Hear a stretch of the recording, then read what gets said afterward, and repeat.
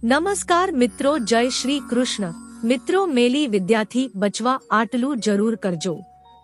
દુનિયાની કોઈ પણ મેલી વિદ્યા તમારો વાળ પણ વાંકો કરી શકશે નહીં। ઘણી વખત વ્યક્તિને કોઈ પણ કારણ વગર જ માનસિક તણાવનો સામનો કરવો પડતો હોય છે। આ ઉપરાંત જો વ્યક્તિ સખત મજૂરી કરે છે તો પણ તેની આર્થિક પરિસ્થિતિમાં સુધારો થતો નથી અને તે વ્યક્તિ સતત માંદગી અને પૈસાની તંગીનો કે નુકસાનીનો સામનો કરી રહ્યો હોય છે। તેથી મિત્રો, આ બધા લક્ષણો જો કોઈ વ્યક્તિમાં દેખાય તો શક્ય છે કે તે વ્યક્તિ પર કે તેના ઘર પર મેલી વિદ્યાની અસર થઈ હોય અને આ મેલી વિદ્યા કે કાળા જાદુની અસરને દૂર કરવા માટે વાસ્તુશાસ્ત્રમાં ઘણા ઉપાયો જણાવવામાં આવ્યા છે। મિત્રો, તમે ઘણી વાર જોયું હશે કે કેટલાક લોકોના કામ અનેકવાર થતા રહી જતા હોય છે અને પરિવારના સભ્યો પણ બીમાર પડવા લાગે છે। આ ઉપરાંત તે વ્યક્તિની આર્થિક સ્થિતિ પણ સારી રહેતી નથી, એટલે આવી વ્યક્તિને એક પછી એક આર્થિક અને નાણાકીય સમસ્યાઓનો સામનો કરવો પડતો હોય છે। શાસ્ત્ર અનુસાર જો આવા લક્ષણો કોઈ વ્યક્તિને જોવા મળે છે તો સંભાવના છે કે તે વ્યક્તિના ઘરમાં નકારાત્મક ઉર્જા છે। મિત્રો, સામાન્ય ભાષામાં કહીએ તો આ બધા લક્ષણો કે સંકેતોને મેલી વિદ્યા કે કાળા જાદુની અસર થઈ છે તેમ કહી શકાય। તો મિત્રો, મારી વિનંતી કે તમે આજના આ વિડીયોને તમે અંત સુધી જરૂર જોજો અને તમારા મિત્રોને આ માહિતી શેર પણ કરજો, જેથી કરીને અહીં બતાવેલ ઉપાયોનો ઉપયોગ કરીને જો કોઈ વ્યક્તિ પરેશાન રહેતા હોય તો બહાર નીકળી શકે।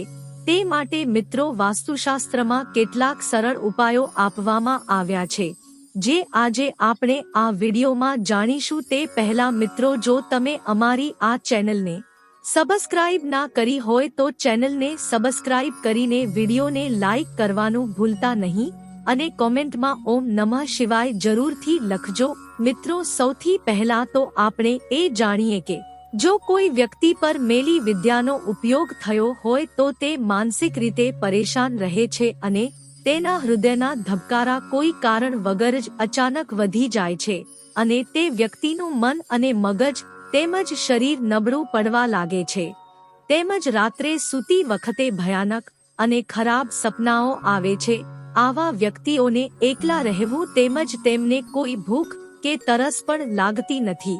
તો મિત્રો, આવો જાણીએ કે આ બધી પરેશાનીઓથી બચવા માટે વાસ્તુશાસ્ત્રમાં કયા કયા ઉપાયો આપવામાં આવ્યા છે। મિત્રો, હું વિનંતી કરું છું કે વિડીયોને અધ વચ્ચે મૂકવાની ભૂલ ના કરશો અને અંત સુધી જોજો। નંબર 1 મિત્રો, મેલી વિદ્યા પ્રભાવને દૂર કરવા માટે વાસ્તુશાસ્ત્ર અનુસાર 1 રૂપિયાનો સિક્કો લઈને કોઈ પણ મંદિરમાં જઈને એક મુઠ્ઠી ચોખામાં આ 1 રૂપિયાનો સિક્કો મૂકી તમારી જે સમસ્યા હોય તેના વિશે કહો। પછી તે સિક્કાને મંદિરના એક ખૂણામાં શાંતિથી મૂકી આવો અને આમ કરવાથી ઘરમાં જે પણ નકારાત્મક ઉર્જા હશે કે મેલી વિદ્યાની અસર થઈ હશે તે જલ્દી ખતમ થઈ જશે। નંબર 2 દરરોજ સાંજે પૂજા અર્ચના કર્યા પછી ઘરના મુખ્ય દરવાજાના ખૂણા પર ઘીનો 4 બાજુ દીવો પ્રગટાવો અને આ દીવામાં 5 રૂપિયાનો સિક્કો મૂકી દો। આમ કરવાથી ગરીબી તો દૂર થશે જ સાથે સાથે ઘરમાંથી નકારાત્મક ઉર્જા પણ દૂર થશે। નંબર 3 વાસ્તુશાસ્ત્ર શુક્રવારના દિવસે ઘરના મંદિરમાં ભગવાનની સામે એક ચોકી બનાવો અને પછી તેના પર પાણીથી ભરેલો કળશ રાખો અને તે કળશ પર કેસરથી સ્વસ્તિક બનાવો। ત્યાર પછી તેના પર 1 રૂપિયાનો સિક્કો રાખી દો। નંબર 4 તમારા ખિસ્સામાં હંમેશા એક મોરનું પીંછું અને 1 રૂપિયાનો સિક્કો રાખવો। આવું કરવાથી તમારું ભાગ્ય મજબૂત થશે અને જીવનમાં નવી તકો મળશે તેમજ નકારાત્મક ઉર્જાનો પણ અંત આવશે। નંબર 5 મેલી વિદ્યા પ્રભાવને દૂર કરવા માટે તમારા ઘરમાં ગૌમૂત્રનો છંટકાવ અવશ્ય કરવો। મિત્રો, શાસ્ત્રો પર નજર કરીએ તો ગૌમૂત્રને પવિત્ર માનવામાં આવે છે અને ગાયમાં તમામ દેવી દેવતાઓનો વાસ છે, એટલે ઘરમાં ગૌમૂત્રનો છંટકાવ અવશ્ય કરવો। નંબર 6 દરરોજ હનુમાન ચાલીસાનો પાઠ કરો અને જો શક્ય હોય તો દર મંગળવારના રોજ મંદિરમાં જાઓ। આમ કરવાથી તમે કોઈ પણની ખરાબ નજરથી બચી શકો છો। નંબર 7 મિત્રો અમાવસ્યાની રાત્રે એક કાળો દોરો લો અને તેના પર સમાન અંતરે 7 ગાંઠો બાંધવી, તેના પછી 7 સૂકા લાલ મરચાને દોરાની ઉપર 7 વાર ફેરવીને કાળા કપડામાં લપેટી લેવું.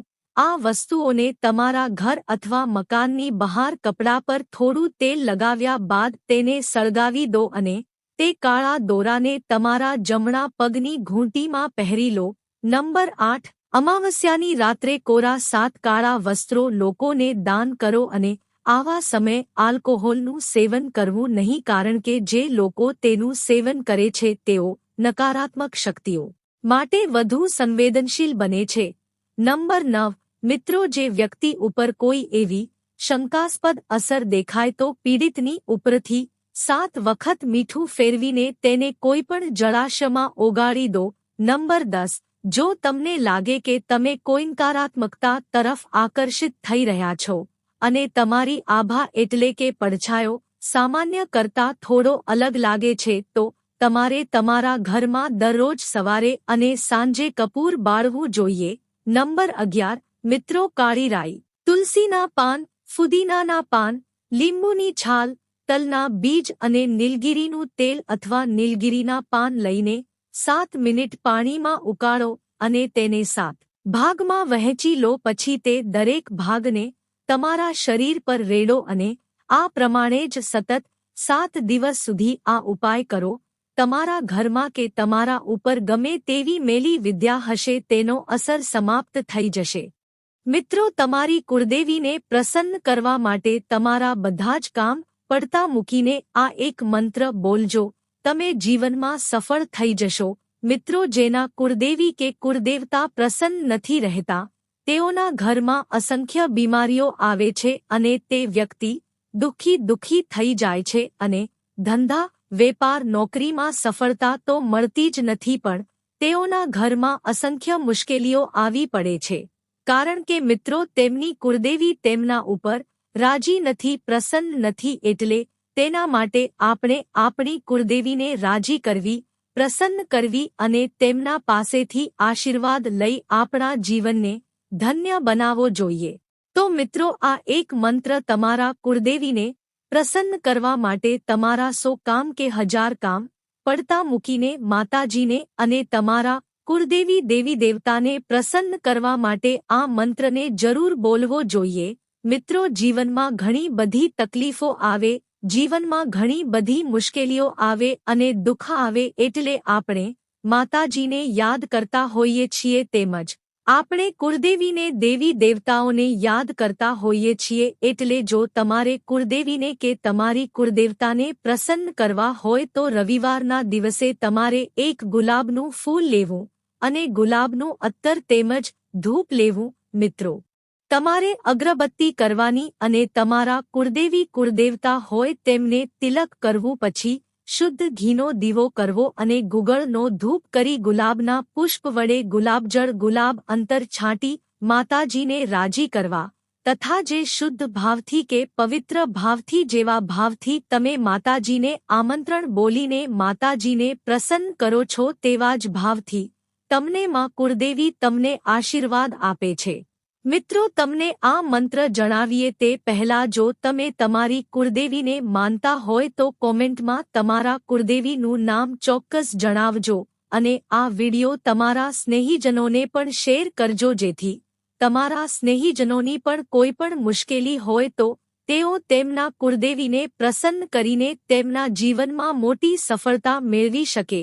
મિત્રો કુળદેવીને પ્રસન્ન કરવા માટેનો આ મંત્ર આ પ્રમાણે છે: ઓમ સર્વમંગલ મંગલે શિવે સર્વાર્થ સાધકે સરને ત્રણ્યબ કે ગૌરી નારાયણે નમોસ્તુતે માં યા દેવી સર્વભૂતેષુ દયારૂપે સ્વંસિતા નમો તસ્ય નમો તસ્ય નમો તસ્ય નમો નમઃ. મિત્રો આ મંત્ર દરરોજ તમારા કુળદેવી સામે બોલીને તમે તમારા ઘરના સઘળા કાર્ય સિદ્ધ થાય તેવી માતાજીને શ્રદ્ધા ભાવપૂર્વક પવિત્ર શુદ્ધ મનથી માતાજીને પ્રાર્થના કરો. પછી તમારા જીવનમાં દરેક મુશ્કેલીઓ અને દરેક સઘળા કાર્યો ચોક્કસથી સિદ્ધ થઈ જશે.